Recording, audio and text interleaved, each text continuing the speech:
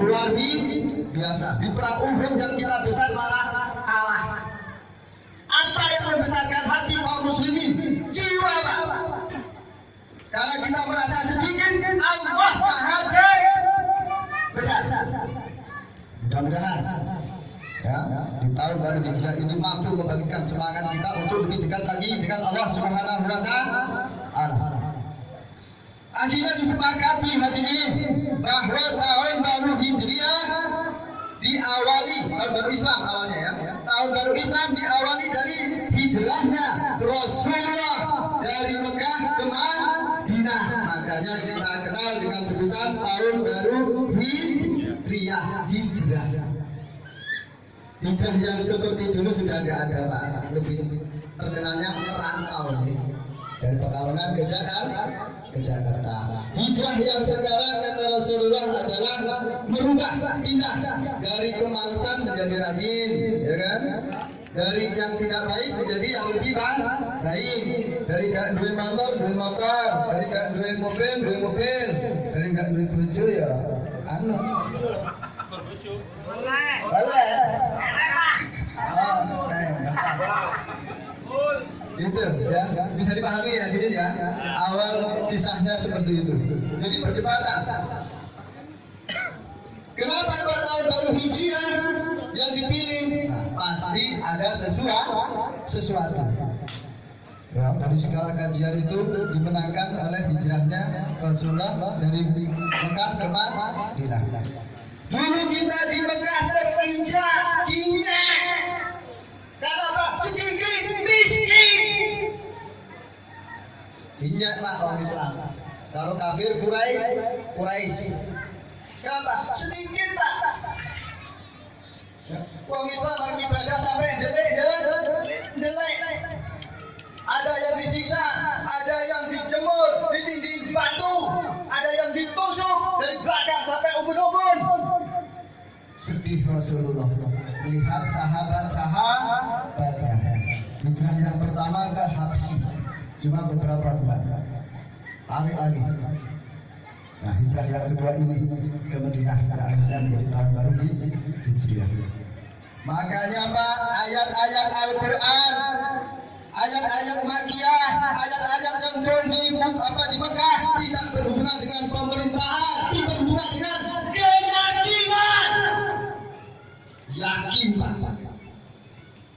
Ayat-ayat Al-Quran yang turun di Mekah itu berhubungan dengan keyakinan. Bagaimana? Gak yakin Pak, budak-budak Pak, wong cilik-cilik Pak, gak punya kekuatan, tapi punya keyakinan. Qul huwallahu ahad, Allahu maha esa, Allahu samad, lam yalid wa lam yulad wa lam yakul lahu kufuwan ahad. Dan seterusnya berhubungan dengan keyakinan. Hadirin jamaah rahimahumullah, kalau kita tidak punya ilmu, minimal Anda punya keyakinan. Bagaimana yakinan? Deketi Pak, orang yang yakin. Kalau alim ulama sampai beli HP dari orang merek HP atau kalau menara sinyal gak oleh, ilmu tidak ada masuk. HP itu ada lubangnya, itu tempat masuknya sinyal. Apalah artinya HP yang bagus kalau sinyal saja nggak bisa masuk, nggak ada lubangnya. Makanya manusia dikasih lubang. Apa namanya? Kuling. Kuling nang dua apa nang ini? Miringan. Nggak miringan, spionase. Terus mata, terus hati, itulah tempat ilmu masuk. Dengan pendengaran, penglihatan dan hati. Tahun baru Hijriah. Di Madinah dibangun kekuatan apa yang dibangun yang pertama? Ukhuwah, kebersamaan. Madinah itu dulu tempat pertempuran Pak, beratus-ratus tahun. Suku-suku yang ada di Madinah saling berperang. Yahudi yang satu membiayai yang sana, Yahudi yang satu membiayai yang sana. Semuanya dibiayai oleh Yahudi. Dan kalau orang Madinah sing perang, cewek sing dongo ekonominya itu Yahudi. Ya. Rasul dan insya Allah kami dengan izin Allah sanggup mendamaikan. Makanya orang Madinah itu orang yang menolong. Kita kenal dengan sebutan Al-Ansar. Orang Ansar, penolong. Orang dari Mekah disebutnya orang muhajirin yang ditolong. Tahun baru Hijriah. Hijrah itu ojo setengah-setengah.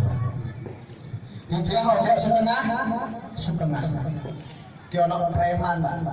Hijrah itu setengah-setengah. Siapa preman itu? Namanya Umar bin Khattab.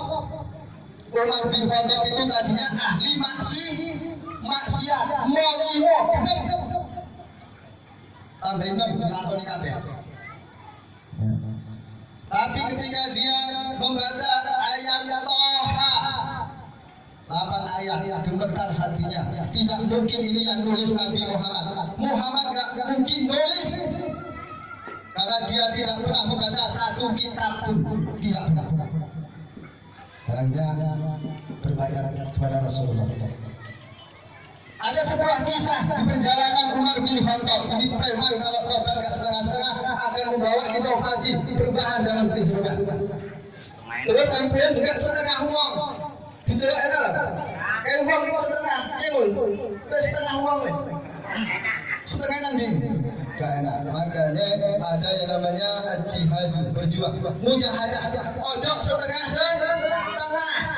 Yakin tak selesai kita kecil nanti Allah akan kasih pertolongan.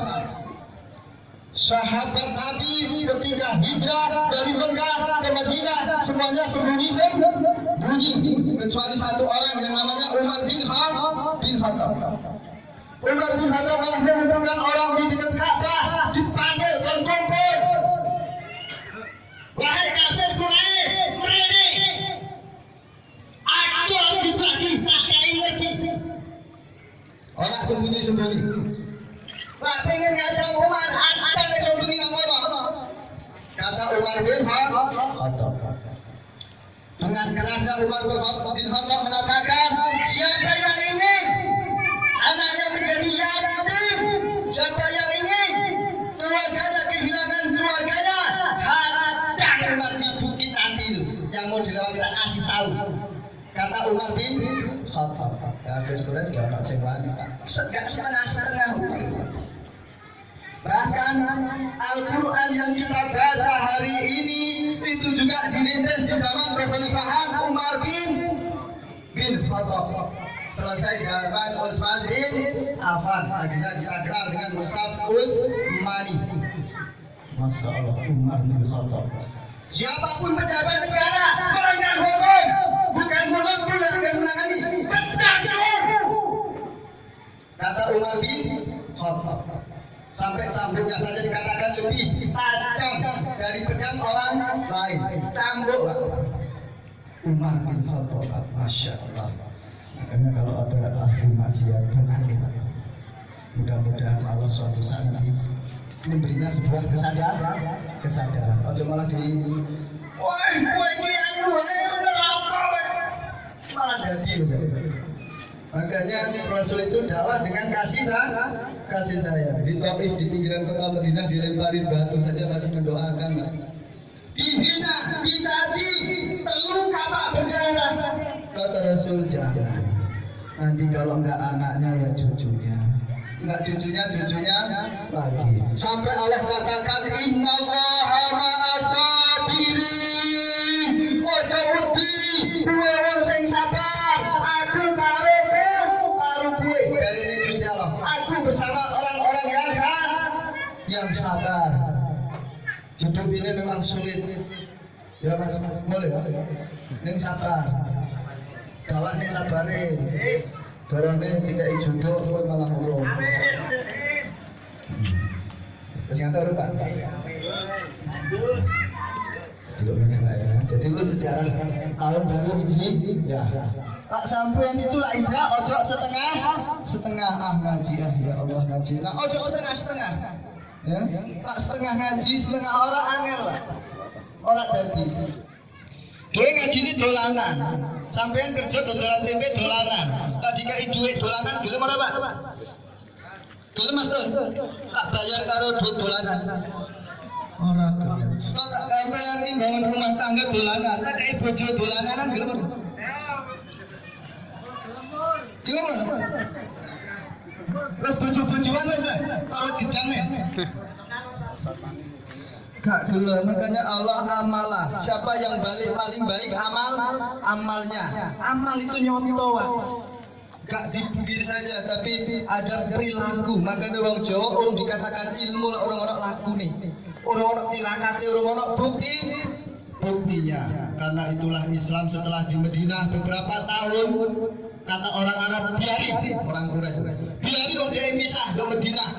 Dewe saiki arep ibadah nyembah patung Lata dan Uzza wis ora enek sing ganggu. Dibiari. Enggak taunya di Madinah bangun kekuatan.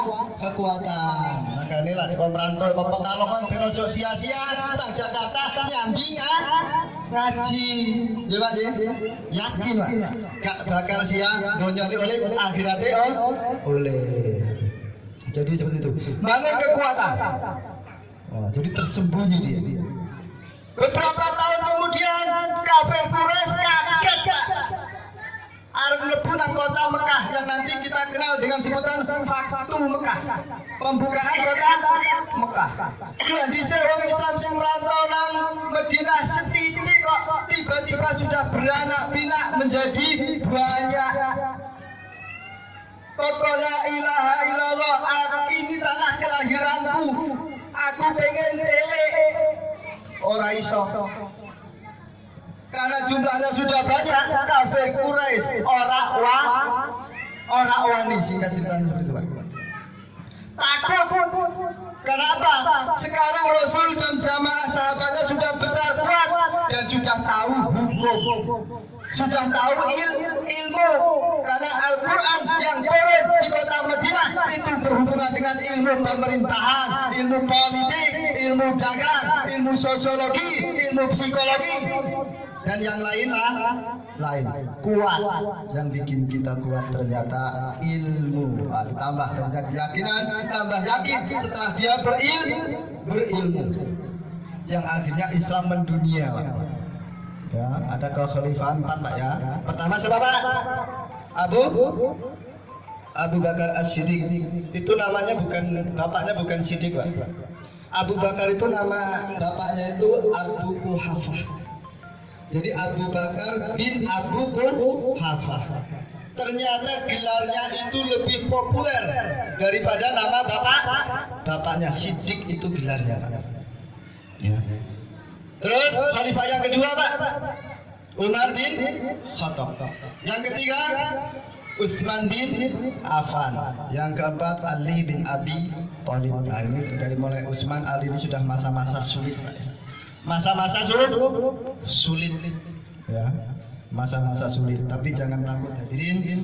Pesan saya termasuk untuk saya pribadi, jok setengah-setengah nak berjuang apapun, yakin harus punya keyakinan. Karena Allah ikut cedak Pak, cedak gak senggolan atau rono wate sih. Jika engkau dekat aku dekat, jika engkau jauh aku pun jauh, maka mendekatlah kepada Allah Subhanahu wa ta'ala. Yakin Pak, ojo setengah-setengah senajan diurung duwe ilmu, cedek karo para alim, insyaallah ya, hati kita makin kuat. Mungkin hanya itu saja ya, karena waktunya jam 11:30. Apabila ada kesalahan dari tutur maupun kata, perilaku saya pribadi mohon dibukakan pintu maaf yang sebesar-besarnya. Akhirul kalam, bila taufik wal hidayah. Assalamualaikum warahmatullahi wabarakatuh.